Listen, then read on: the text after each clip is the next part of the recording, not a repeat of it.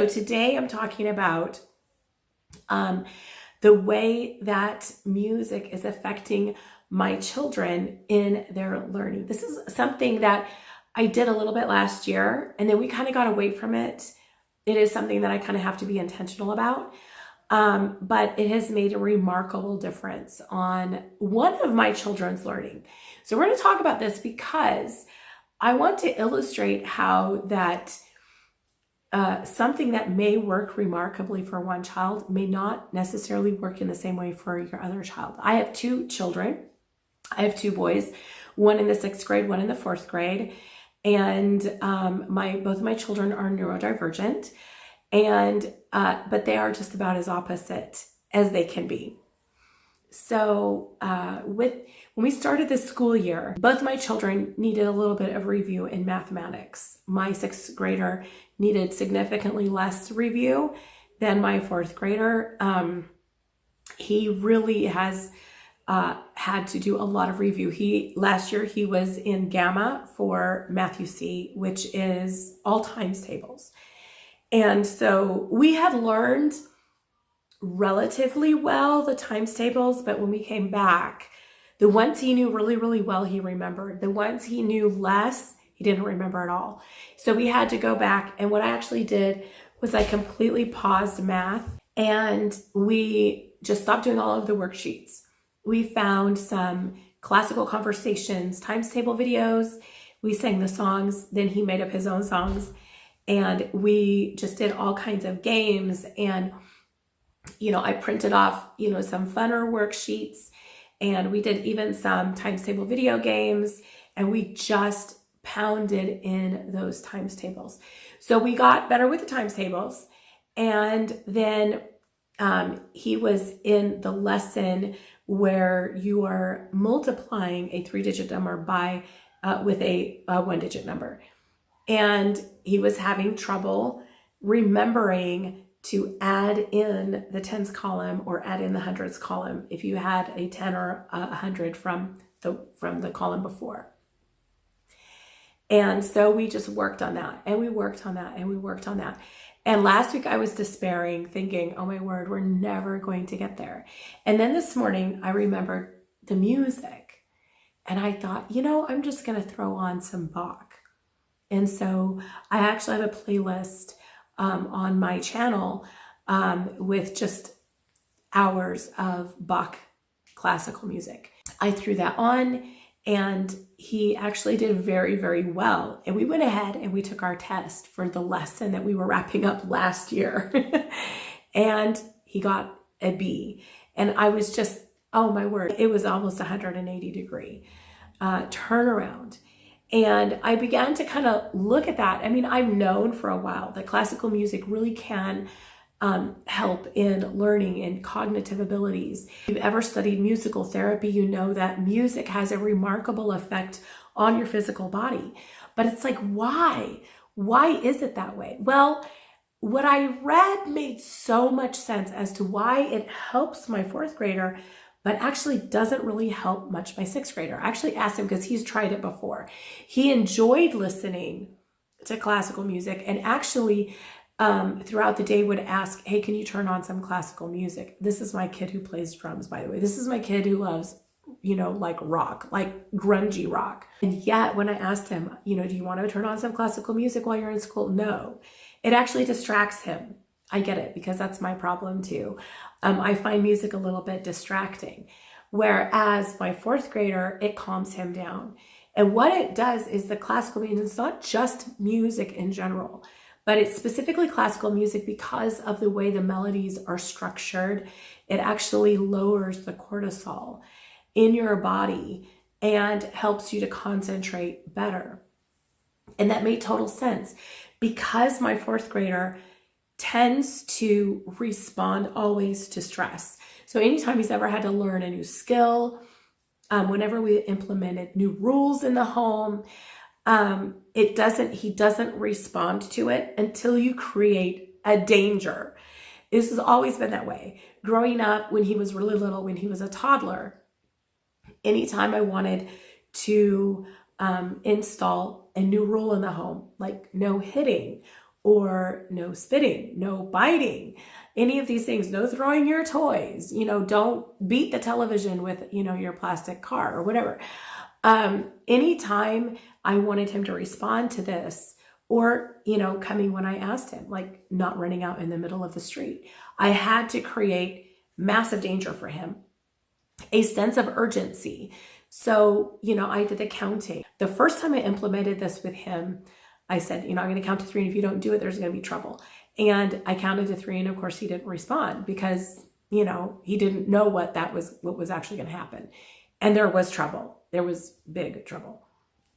And he remembered that. From that moment on, I only had to do it once because I wanted to create that memory for him. You don't obey, this is what happens.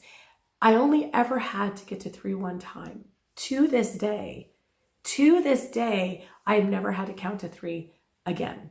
I only got to 1 or 2, and that child was making some fast tracks. He responds to danger. And that is because it just amps up that cortisol. And it's like, but he does this with school. That's the problem, especially with subjects that are a little bit more difficult for him. So math, while he's good at math, when he gets a concept, he really gets it. It's getting there. That's the process is very difficult for him. And so he gets all amped up, and he does the same with reading as well.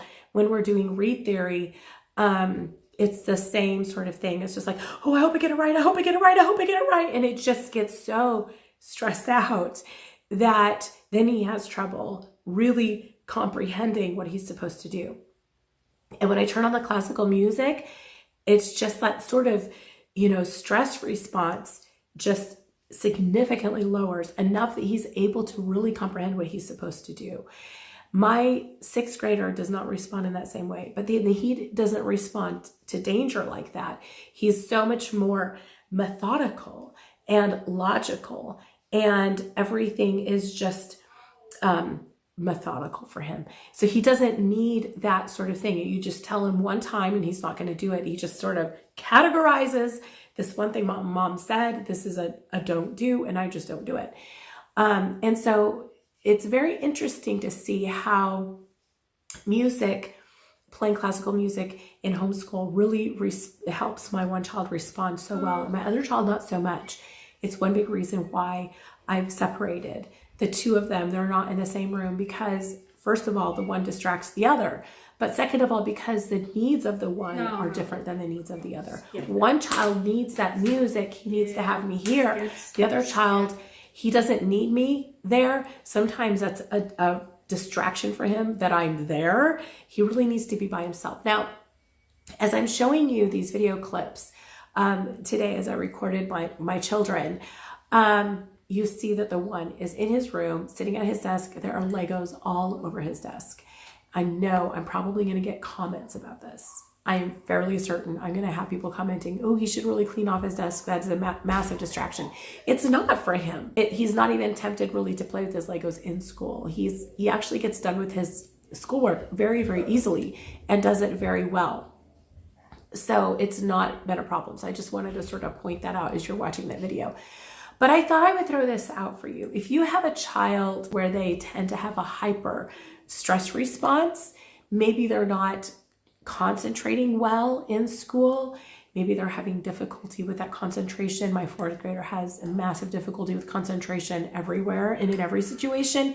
And if that is a thing for your child, maybe they have ADHD, you might want to try turning on some classical music. You can find it on YouTube. There are lots of playlists. And, long videos of like an hour and a half to 2 hours, sometimes 3 hours long of just classical music. I've chosen Bach exclusively for my family because Bach was a Christian and he wrote to the glory of God on all of his music. There was really that godly influence in his music. So I've really chosen Bach for that.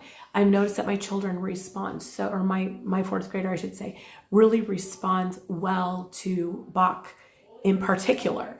And so you might want to try that. You don't have to do just Bach. Maybe your child prefers Beethoven or Mozart or some other classical composer. I would be really interested to see how other families respond to this as well as my family has. So that's what I wanted to throw out for today. I have some other really fun videos lined up for you. Next week, I'm going to be sharing with you a unit study that I have on my blog that you can get access to. It's completely free with some notebooking pages. So I'll be sharing that with you next week. And I just also wanted to ask, as I'm closing this video, what do you feel about maybe me throwing in some vlogging, just sort of popping in with like a 3 to 5 minute video of like, you know, just sort of vlogging, maybe daily vlogging or 3 times a week vlogging. Let me know in the comment section what you think about that. I do that on my other channel for keto, and I'm really enjoying that sort of format where I don't edit. It's just completely raw footage. I just upload it and throw a thumbnail on it, and I don't do any editing or anything like that. It's just all completely real life. So let me know in the comment section what you think about that. Also, do you do music with your children? Maybe you choose to do a different style of music. Maybe for you, it's not classical music. Maybe it's a different style of music. Or do you do classical music in your homeschool? Let me know in the comment section below. I would really love to hear back from you, what your experience is with that, if you've ever tried it. And I will see you in the next video. Bye.